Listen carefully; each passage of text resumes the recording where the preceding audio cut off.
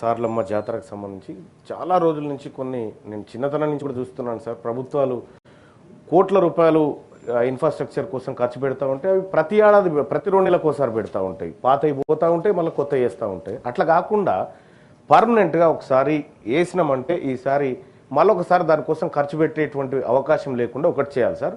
రెండోది, సమ్మక్క సారలమ్మ జాతర చుట్టూ అనేకమైనటువంటి టెంపుల్స్ ఉన్నాయి సార్, అనేకమైన పర్యాటక కేంద్రాలు ఉన్నాయి సార్.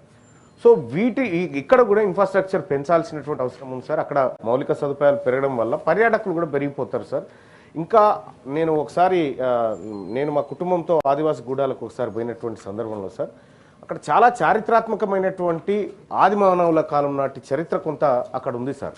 వాటిని కూడా ఈ సమ్మక్క సారక్క జాతర అంటే అది ఒక్క జాతరే కాదు సార్, దాని చుట్టూ ఇన్ని అంశాలు ముడిపడి ఉన్నాయి సార్ అక్కడ పోవడానికి కారణం.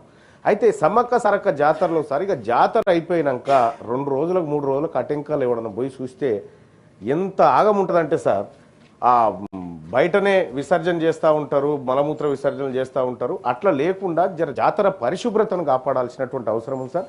అలాగే హెల్త్కి సంబంధించినటువంటి సార్, కోట్లాది మంది వచ్చినప్పుడు హెల్త్ ఇష్యూస్ ఉంటాయి సార్, అంటురోగాలు వస్తూ ఉంటాయి, రకరకాల సమస్యలు వస్తూ ఉంటాయి. కాబట్టి రాష్ట్ర ప్రభుత్వం అన్ని శాఖలతో సమన్వయం చేసుకొని ఆ జాతరను విజయవంతం చేయాలని కోరుకుంటా ఉన్నాం సార్. ఇక ట్రాన్స్పోర్ట్ విషయంలో కానీ ప్రత్యేక బస్సులు, ఇక అక్కడి సమ్మక్క సారక్క జాతర అంటే అదనపు ఛార్జీలు వసూలు చేసే సాంప్రదాయం మన దగ్గర ఉంది సార్. ఈ ఆర్టీసీ బస్సులు వేసి అదనపు ఛార్జీలు వసూలు చేసి జాతర స్పెషల్ అని రాసి ఇంకా దాని మీద 100 రూపాయలు ఉంటే 200 తీసుకుంటారు. అటువంటిది లేకుండా సో ప్రజలందరూ ఫ్రీగా పోయేటట్టు, మరి అక్కడికి ఈ జాతరకు పోతుంది కాబట్టి మహిళలకు ఉచిత బస్సు లేదనేటువంటి కార్యక్రమం కూడా తెరపైకి వచ్చే అవకాశం ఉంది. కాబట్టి మహిళలందరికీ ఫ్రీగా సమ్మక్క సారక్క జాతర పోవడానికి విస్తృతంగా రాష్ట్ర వ్యాప్తంగా అన్ని జిల్లాల నుంచి ఏర్పాటు చేయాలని తమరి ద్వారా కోరుతున్నాను సార్. అంజిరెడ్డి ఒక్క నిమిషం.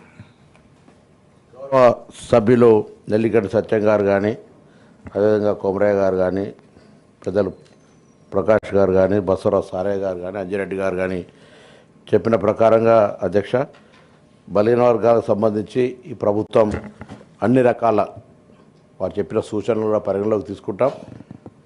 మరొక మాట, కాంగ్రెస్ పార్టీకి సంబంధించి బలహీన వర్గాలకు న్యాయం చేయాలనే సంకల్పంతో పోతాను. కొంత ఆర్థిక వెసులుబాటు, ఇతరత్ర గత ఉన్నటువంటి భారం ఇవన్నీ వల్ల పెండింగ్ అనేటువంటిది ఉండడం వల్ల వాటిని అంతా క్లియర్ చేసుకుంటూ పోయే సందర్భంలో కొద్దిగా ఇబ్బంది జరిగినటువంటి మాట వాస్తవం కావచ్చు. కానీ ఇప్పుడు ఉదాహరణకు విదేశీ విద్యను 300 700 పెంచడం కానీ, ఇంటిగ్రేటెడ్ స్కూల్స్లో బీసీకి సంబంధించి నూతన అప్పుడు హాస్టల్ గురుకులాలు కేటాయించినారు, కానీ ఎక్కడ పడితే అక్కడ పెట్టినారు. వాటికి సంబంధించినటువంటి కిరాయిలు కట్టలేక ఖాళీ చేసే పరిస్థితి నుంచి rental payment by quarterly payment రెగ్యులర్గా పేమెంట్ చేస్తూ, మెస్ ఛార్జీలకు సంబంధించినటువంటి బిల్స్ పేమెంట్ చేస్తూ ఆ 100 ఇంటిగ్రేటెడ్ కట్టడంతో పాటుగా బీసీ ఇప్పుడు మైనార్టీకి సంబంధించి ఇతర ఎస్సీ ఎస్టీలకు సంబంధించి ఒక కుట్టు మిషన్ల పంపిణీ కార్యక్రమం జరుగుతోంది.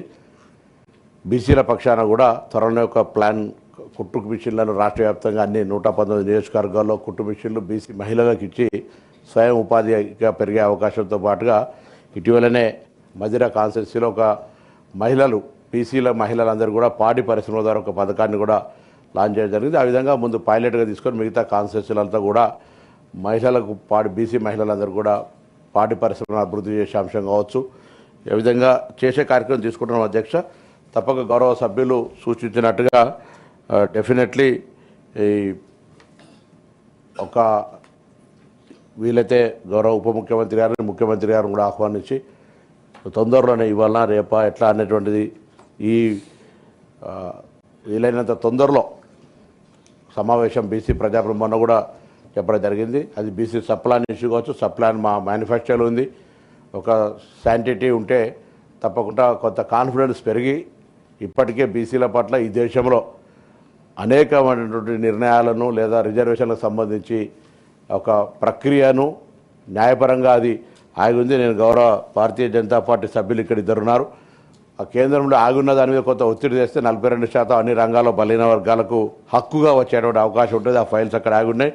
కొంత చొరవ చూపెట్టాలని కోరుతూ, ఈ కేంద్రంలో బలహీన వర్గాల మంత్రిత్వ శాఖ లేదు, దానికి సంబంధించి కూడా ఒక డిమాండ్ చాలా కాలంగా ఉంది. ఆ బీసీల మంత్రిత్వ శాఖకు సంబంధించి కూడా అంటే మనం రిజల్యూషన్ చేస్తా లేకపోతే రిక్వెస్ట్ చేయొచ్చా, డిమాండ్ చేయొచ్చా, దానికి సంబంధించి కూడా ఒక చొరవ చూపెట్టినట్టయితే ఒక layer central government, state government, federal సిస్టంలో అదొక పద్ధతి కొనసాగేటువంటి అవకాశం ఉందనే మాట మనం చేస్తూ ఇప్పటికే డైట్ ఛార్జెస్ను మేము 40% పెంచి పిల్లలకు ఎక్కడ కూడా సరి అయినటువంటి ఆహారం లేకపోతే, ఎందుకంటే పిల్లలు లక్షల మంది ఎంజేపీ మహాత్మా జ్యోతిబా పూలే దాంట్లోనే దాదాపు 1,80,000 మంది పిల్లలు చదువుతున్నటువంటి పరిస్థితులలో మరి బీసీ వెల్ఫేర్, ఎస్సీ, ఎస్టీ, మైనార్టీలో లక్షల మంది పిల్లలు, దాదాపు 10 లక్షల మంది పిల్లలు గురుకులాల్లో చదువుతున్నప్పుడు వాళ్ళకు సరిపోయినటువంటి తిండి ఉంటే వాళ్ళకు చదువు మీద శ్రద్ధ ఉండదని ప్రభుత్వం రాగానే డైట్ ఛార్జ్, డైట్ ప్లాన్ కూడా ఏ రోజు ఏం పెట్టాలనేటువంటిది 40%తో పాటుగా కాస్మెటిక్ ఛార్జెస్ ఎప్పుడో ఉంటే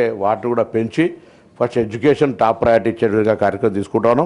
ఇప్పుడు వాళ్ళు చెప్తున్నటువంటి గౌరవ సభ్యులు చెప్తున్నటువంటి ఆవేదన పరిష్కారం కావాలంటే తప్పకుండా ఒక బీసీ ప్రజాప్రతినిధుల సమావేశం జరగాలి. దానికి సానుకూలంగా ఉన్నాం. మా ప్రభుత్వం తరఫున తొందరలో బీసీ ప్రజాప్రతినిధుల సమావేశం పెట్టుకొని దాని ద్వారా సప్లాన్ కావచ్చు, ఇప్పుడు కేటాయించిన నిధులు ఖర్చు చేసే అంశం కావచ్చు, భవిష్యత్తులో బడ్జెట్లో పెట్టేటువంటి అంశాలు కావచ్చు, ఇవన్నీ చేస్తా ఉన్నాం.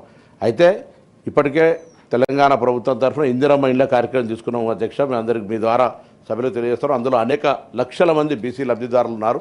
అవన్నీ ఇందులో లెక్కలు రాకపోవచ్చు. కళ్యాణ లక్ష్మికి సంబంధించి 100% బ్యాక్వర్డ్ క్లాసెస్ ఎక్కడ పెళ్లి చేసుకున్నా వాటికి అమౌంట్ గ్రీన్ ఛానల్ ద్వారా పేమెంట్ చేస్తున్నాం. ఇంటిగ్రేటెడ్ హాస్టల్స్ ఉన్నాయి. కుట్టు మిషన్లు ఇచ్చే కార్యక్రమంతో పాటుగా ఈ విధంగా అనేక కార్యక్రమాలను చేసేటువంటి ఒక ప్రయత్నం చేస్తాను అధ్యక్ష. విదేశీ విద్యకు పెంచేటువంటి కార్యక్రమం కావచ్చు, కాటమయ్యకు సంబంధించి కావచ్చు, నేత కార్మికులకు సంబంధించి నేరుగా బ్యాక్వర్డ్ క్లాస్ డిపార్ట్మెంట్కి రాకపోయినా హ్యాండ్లూమ్ సైడ్ వీవర్ సెక్షన్ తరఫున లోన్ వేవ్ చేసి కొన్ని 100 కోట్లు వాళ్ళకు బెనిఫిట్ చేసేటువంటి కార్యక్రమం జరుగుతోంది. ఎక్కడ కూడా అంటే బలహీన వర్గాలకు సంబంధించిన ఏ సానుకూల నిర్ణయం తీసుకోవాల్సి వస్తే ప్రభుత్వం మొత్తం క్యాబినెట్ 100% ఆ ప్రతిపాదనలు ఏకగ్రీవంగా ఆమోదింపజేసి బలహీన వర్గాల పట్ల సానుకూలంగా ఉండేటువంటి విధానాన్ని ప్రభుత్వం తీసుకుంటుందనే మాట తమ ద్వారా గౌరవ సభ్యులందరూ తెలియజేస్తూ త్వరలో బలహీన వర్గాల ప్రజాప్రతినిధుల సమావేశం ఏర్పాటు చేసి భవిష్యత్ ప్రణాళికకు సంబంధించిన ఒక రోడ్ మ్యాప్ చేసుకుందామనే మాటని సందర్భంగా గౌరవ సభ్యులకు మీ ద్వారా మనవి చేస్తున్నాను. Okay. Question number 442 Takkellapalli Ravindra Rao.